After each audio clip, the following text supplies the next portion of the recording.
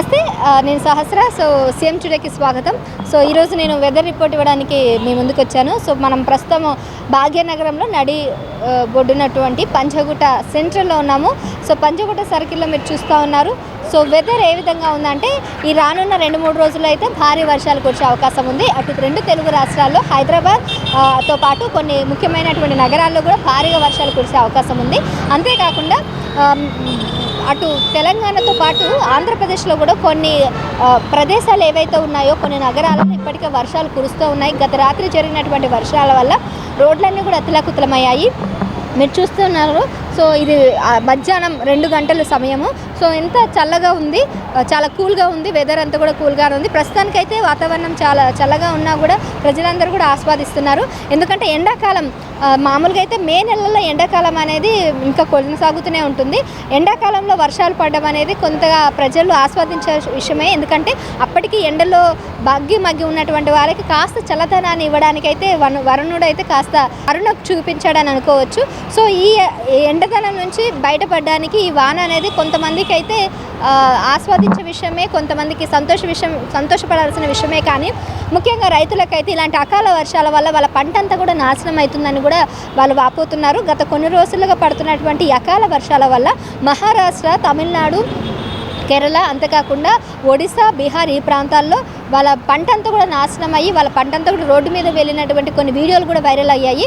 అలా అకాలంగా పడినటువంటి ఈ వానల వల్ల రోడ్డు మీదకి వచ్చి రైతులంతా కూడా బాధపడుతున్నటువంటి సందర్భాలు మనం చూస్తూ ఉన్నాము. సో అకాల వర్షాలకి ఇంత ఘోరంగా బాధపడుతున్న ఈ టైంలో ప్రభుత్వం ఆదుకోవాలని కూడా వాళ్ళు ఒకవైపు నుంచి కూడా ప్రభుత్వాన్ని అయితే వేడుకుంటున్నారు. ఇక మరోవైపు అయితే ప్రస్తుతం ఇక్కడ మిగిలిన 2 తెలుగు రాష్ట్రాల్లో వానలు బాగా కురవడం వల్ల కొన్ని ఎక్కడికక్కడ ట్రాఫిక్ సమస్యలు కూడా ఎదుర్కోవాల్సి వస్తుంది. సో ఇలాంటి మెయిన్ ప్లేస్లో ఇట్లాంటి పంజాగుట్ట, అమీర్పేట్, అలాగే ట్రాఫిక్ జామ్ ఉన్నటువంటి ప్లేస్లో వర్షాల వల్ల ట్రాఫిక్ జామ్ చాలా ఎక్కువగా అవుతూ ఉంటుంది. దానివల్ల కూడా ప్రజలు చాలా తీవ్రమైనటువంటి ఇబ్బందులను కూడా ఎదుర్కొంటున్నారు.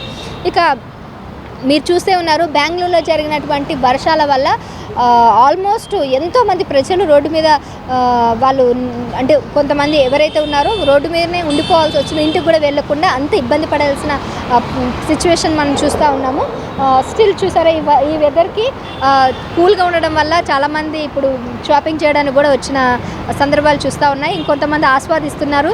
కొన్ని ప్లేస్లలో ఇలాంటి వాతావరణం అయితే ఆనందంగా చాలా సంతోషంగా అనిపిస్తున్నా కానీ కొన్ని ప్లేస్లలో మాత్రం ఇట్లాంటి వానల వల్ల ఇబ్బంది పడుతున్నారు.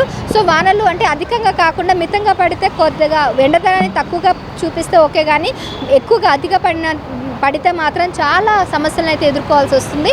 అటు వర్షాలతో అటు ప్రజలు, నార్మల్ ప్రజలు కానీ రైతులు కానీ ఎవరైనా కానీ అటు సిటీలో కానీ లేదంటే టౌన్లో కానీ లేదంటే మెట్రోపాలిటన్ సిటీస్లో కానీ తీవ్రమైన సమస్యలు ఎదుర్కోవాల్సి వస్తుంది. ఎందుకంటే నైరుతి ఋతుపవనాలు అయితే ఆరంభమయ్యాయి.